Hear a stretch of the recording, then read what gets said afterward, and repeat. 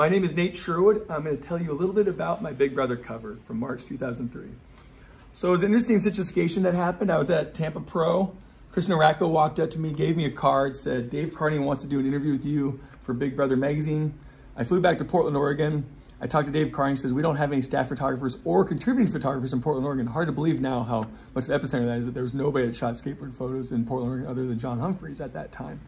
And of course, he was affiliated with Transworld at the time, nothing to do with Big Brother. Long story short, I drove down to San Diego 1,000 miles, and I crashed out there, and I met up with Dan Borkey. I shot my whole interview in exactly 2 days. We did it on a Saturday and a Sunday. So every trick you see in here of me was done in 2 days flat, which is insane. Even like the intro photo where I'm tied to the railroad tracks. This was actually on Camp Pelton in Oceanside.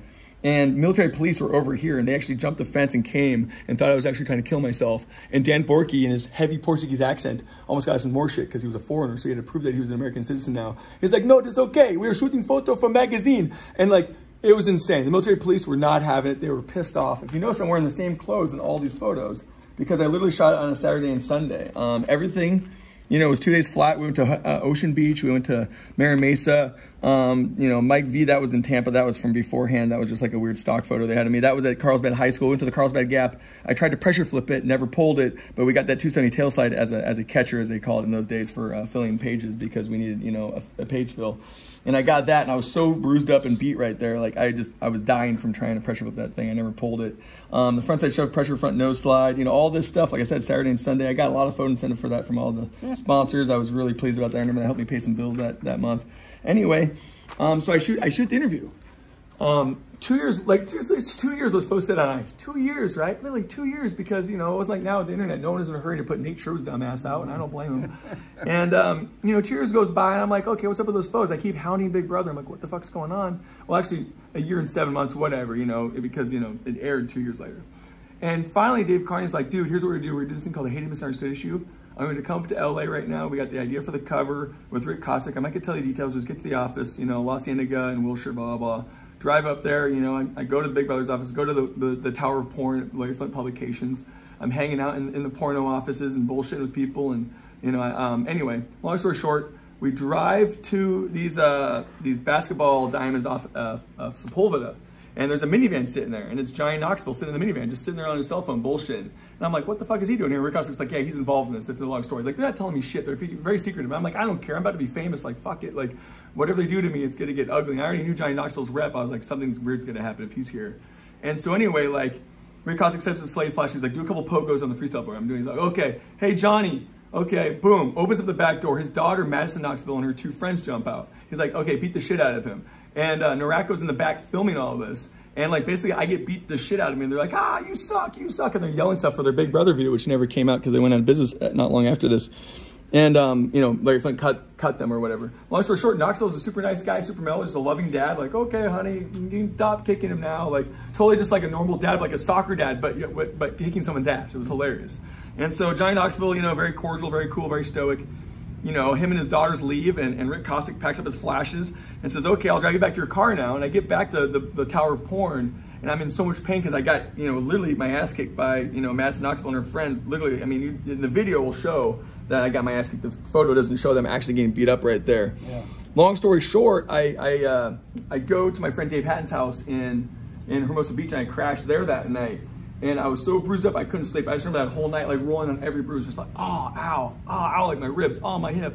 And I ended up going to like a corner bar and getting myself a Sam Booker, which is something I drank back then, just like fire water, gross. I chugged a couple of those and I passed back out. I went back to his couch and passed out. So yeah, that's my Big Brother cover story right there. So when did you first see the cover? Oh, when I first saw the cover, Willie's Workshop, Willie Santos, his skate shop carried. What were your thoughts? I was like, what the fuck?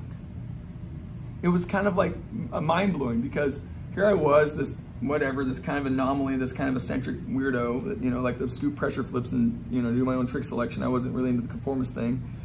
And, you know, I go to Willie's Workshop, his skate shop, and he's like, come down here today, man, I got a surprise for you. I'm like, okay. And, you know, I was sponsored by him, so, you know, he always had like weird products he was giving me. I go in there and here it was on the newsstand. He's like, check it out, there you are, dude. Like, here's a $100 bill for a photo incentive and, you know, congrats, and, you know, here's a couple issues. And I was like, holy shit, there I am, there's my ugly face. And then, you know, like, honestly, it was kind of funny at the time. You know, I was a single guy, I was dating around, playing the field a lot. I was a young man then, obviously. And so like I would take chicks on dates that month, and I would go to like Barnes & Noble, like, hey, look at that. Like it was like a fucking status thing. It was fucking so cheese dick, so stupid looking back at that. But like I remember like literally like going by newsstands and just seeing that and just thinking that was the fucking weirdest shit ever. But yeah, I was excited. I mean, I guess to articulate it in a more concise way, I thought it was really funny how the lighting looked and everything, because it was, you know, it was sundown, and obviously the slave flashes did a good job illuminating me, and I thought it came out great. I think Rick Kosick did a great job on that. I saw Rick Kosick years later here in Cedar Rapids. He came through for a prank TV show at a local hardware store, and we bullshitted about it a little bit and stuff. And yeah, you know, it's a great cover. I'm obviously biased. I'm the ugly motherfucker on it, you know, most people's faces. But I remember, like, you know, I would go to newsstands and see it and, you know, pick up a copy. And I remember, you know, not long after that, I filmed the Yeah Right clip over the sand pits with Ty Evans and Spike Jones. And Ty wanted a copy of it, and I had one in the car, and I inked it for him and gave it to him. And you know, it really helped put me into the limelight of the mainstream spotlight, for lack of a better term, of skateboarding, instead of this kind of underground phenomenon. So that was, I guess, probably the most interesting thing. Pay grade wise, it helped me out a lot, and also notoriety, and putting me in the limelight, kind of, you know, center position, second chair in the quartet was great. So yeah, thank you, big brother. That was fucking great. What's this? So yeah, this is Skateboard's Not a Fashion Show. Skateboard's Not a Fashion Show is a poetry book I wrote. I live in Iowa, where it snows 6 months of the year. I've been laid up for the past 3 years with a hip injury that is not allowing me to skate. Just now got surgery on that, and you can Google more on that. But long story short, I write poems, man. This is what I do. This is actually like a fun thing I do as a hobby. It's creative like skateboarding. It's kind of got similar fabric to skateboarding. This first poem I'm going to read to you guys actually is about like basically it's all about love and loss and finding your true love in life, and obviously it tells the whole story. It's actually my autobiography in poetry form. Okay. There we go. That's the best book of poetry. Yeah, it's my autobiography in poetry form. That's pretty much what it is. And the outer bearing race, the first one, is about when you break a bearing and the inner race is stuck to your axle pin, and the outer race is stuck to a wheel, and the pain and the love and everything you feel from that. So, I mean, it goes on from there. Skateboard's Not a Fashion Show is kind of a mindset.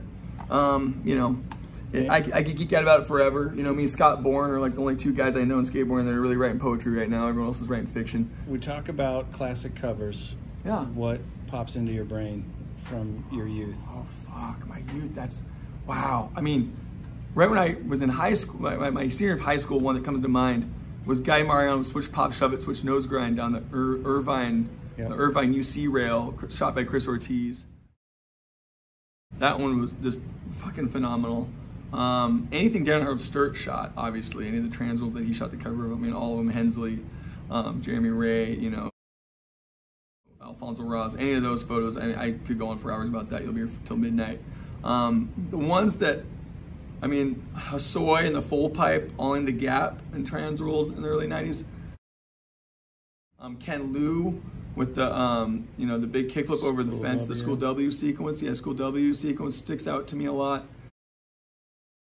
Do I look like a street skater from Mark Gonzalez, the drawing on Thrasher?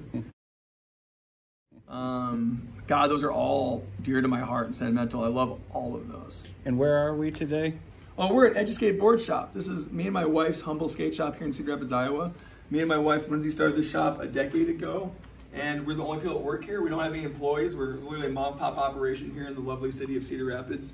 Very small population, so we don't really need any more employees, and I'm surprised we actually survived as long as we have with, you know, only 20 people skating in this 10 years, right? 10 years, yeah, a decade of just sitting here writing poems and selling skateboards, pulling things apart, pulling pivot cups out of things and putting bushings in, and you know, all that jazz. But it's a lot of fun. I enjoy what I do, and I do what I love, and I love what I do, and you know, we're pretty much the Subway sandwich shop for skateboards, so it's a lot of fun, man. Nate, I think that about covers it, man. Thanks for sitting down with us. Thanks for having us. We appreciate it. Everybody, check out Look Back Libraries in your town. If I ever had more square footage, we'll build one in here when we have a bigger location. Yeah. And yeah, check out Kevin if he comes to your town, man. He's a rambling man. He's always on the road, and he's on the road like Metallica or Kenny Rogers.